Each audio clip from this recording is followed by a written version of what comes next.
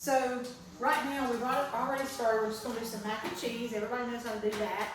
Something quick and simple. But in the pan, we're going to fry a little bit of some potatoes and some cheddar wurst. We got cheddar wurst. Cheddar wurst is already prepared, so you want to get things that are already prepared so that you don't have to do as much cooking. It's already cooked. You just kind of are heating it up or frying it. With this, you got a little bit of olive oil in it. Olive oil is not typically quite as hard to ignite, so it's a little bit safer, but it's also healthier, but it still is kind of in the mid-range, so you want to keep your temperature low on the burner. So we'll go ahead and add in, this has been warming. Woo! It's already a little bit hot. I might have to let it cool a little bit. And then we've got some potatoes that I think Ashley really likes. They look really tasty and I can't wait. Because I'm a girl that likes potatoes. We can tell, right? So while we're getting this together, Timmy, will you get me the scissors out over there? Can y'all tell me what is the leading cause of home fires and home fire deaths? What do you think would be, what in your home would you think would be the leading cause? Grease fires. Any other ideas? Leaving the stove unattended. Ding, ding, ding, ding. So those are our two biggest culprits. So leaving your cooking unattended is the leading cause, but usually boiling water versus frying in the pan are your two differences. Most of the time it's going to be frying that got left because we could see how quickly that heated up when we weren't, really right here with it. So that is the leading cause, and that runs just a little less than a little less than 40% of home fires. So that's not only in your hometowns or whatever, that's nationwide, that's everywhere. That statistic kind of runs pretty true. So we're going to go ahead and put in these little potatoes. They'll cook up really nice and crisp, we hope. Actually, you've used these before. They're really good to get crisp. Usually, if you kind of leave them sit for a couple minutes without just constantly stirring. Yeah. I know everybody likes to stir things. And so already, looking right here where I am, you guys might not can see it. There's already something wrong with what's going on with my cooking. What do you think that might be? I have a four-legged creature standing right here looking at me because I'm cooking. And you need to be at least 3 feet away because we don't want to be tripping over you while we're cooking. So, Timmy, you help me to keep her over there out of the way. And even though Layla's here, she's over there watching. Sometimes she likes to cook, but when you're frying, it can be a little tricky. You don't want them to get splashed on. And if you're boiling, like the water's boiling and we're ready for noodles, when you get ready to drain that, you don't want the little ones around because you could spill it on them. And a trip to the hospital is not what we want. Not with the scissors in my hand either. So, Timmy, I'm going to put you in charge of the noodles. But the idea is to just spend like 10-15 minutes for the meal. So while that's cooking and frying up a little bit while we're watching it, what do you think would be a reason for unattended cooking? When we're in a hurry and we're busy, what would be the leading cause of that not being watched? Screaming kids. Screaming kids. Screaming kids, that is definitely a distraction. They're killing each other in the back room. We got to go see what that's all about first. That's a very good one. The phone ringing. Phone ringing. And it's not to pick on the younger people, but I mean, we all are attached to our phones. Mm-hmm. And so when the phone dings, we run to it. We got to see right now what's going on. You get on the phone, you're talking to somebody, catching up on a text. You're like, well, it's going to take a minute for the water to boil. It's going to take a little bit for the grease to get hot. And so we get distracted and forget. Or like college-age kids or teenagers that come home and cook, coming home from school. They get on the game and they forget all about, oh yeah, I was going to fry me some French fries and now we got grease fire somewhere. So that's some of the problems. Timmy, we might switch this out and let you use this for the noodles.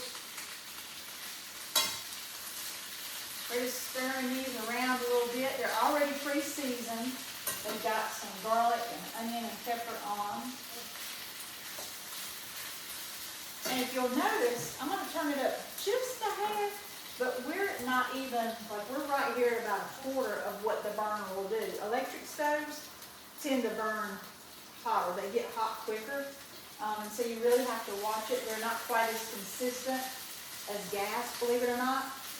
Most of our cooking fires are caused by an electric stove versus a gas. You would think it would be the other way because gas is the flame, but they're literally, it's more of them with an electric than it is gas.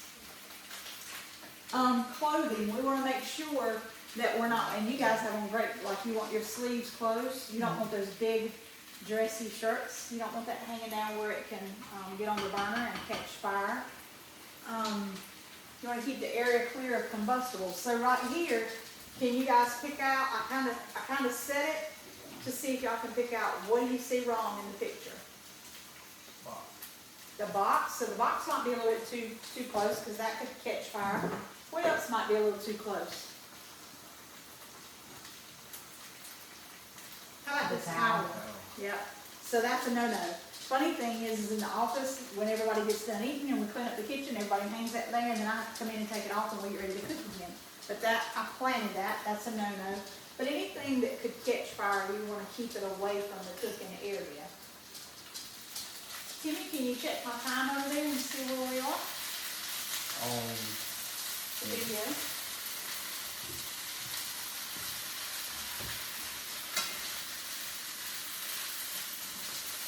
7 minutes and 43 seconds. Oh my goodness, so we're already at 7 3/4. All right, and it's still cooking. All right, and while we're frying, what is this for? Containment? Containment? Containment. So we're not going to cover that food while it's cooking, maybe not. Some people need it for that, but depending on what you're cooking, but it covers it. If you were to have a grease fire, the main way to take away the grease fire is to smother it, to take away the oxygen. Fire has got to have oxygen to survive just like we did. So if we take it, if that were on fire, you would take it and slide it on here without the spoon in it because you want it to not get any oxygen. And then we'd reach to the back and turn off your burner. From that point, you just want to leave it setting because if we go to move it, what could we accidentally do? Drop it. You get excited because you're going to be nervous. There was just flames here. Oh my gosh. So we're nervous. You could drop it, spill it, burn you, burn the dogs, burn the kids, whoever's around, or even if it was to an ignition point, it could light off if the oxygen is reintroduced and it's not dropped that temperature. It could reignite and catch the house on fire. So we just leave it. It won't go anywhere. Because with the fire triangle, you've got to have oxygen, fuel, and heat. And as long as you've taken away the heat and taken away the oxygen, the only thing left is the fuel, and it's just going to cool. Give it about 5 minutes or so, and it should cool down. Now, could you slide that pan back off of that burner? Yeah, you could certainly just slide it back, to get it away from that.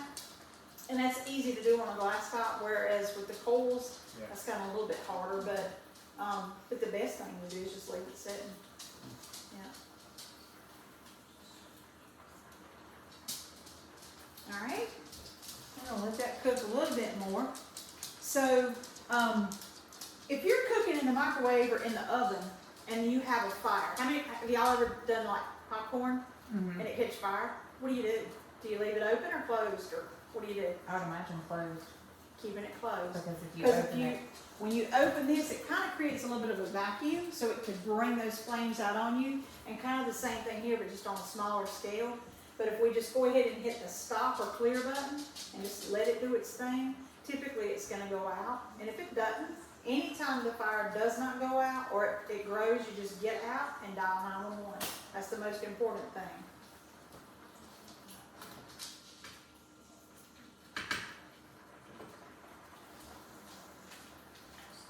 So when do we use stop, drop, and roll? Anybody got an idea?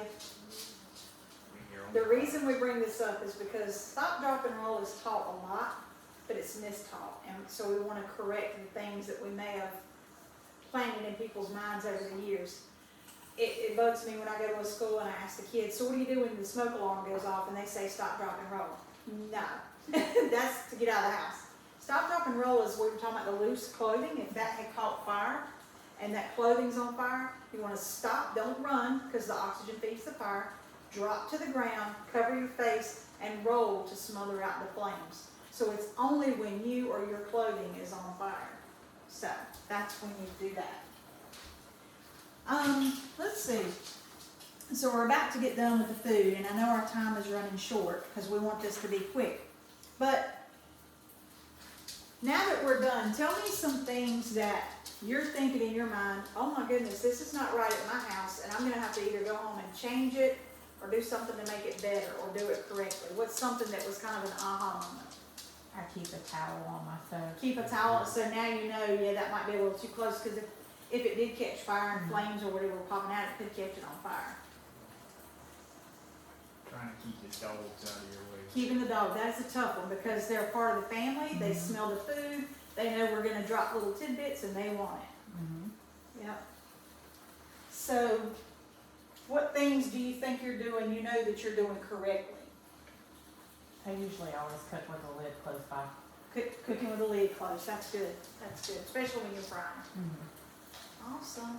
Well, I think our food is about ready. We're gonna add cheese, we're gonna dip this out, add some ketchup probably, and I think it's gonna be good to go.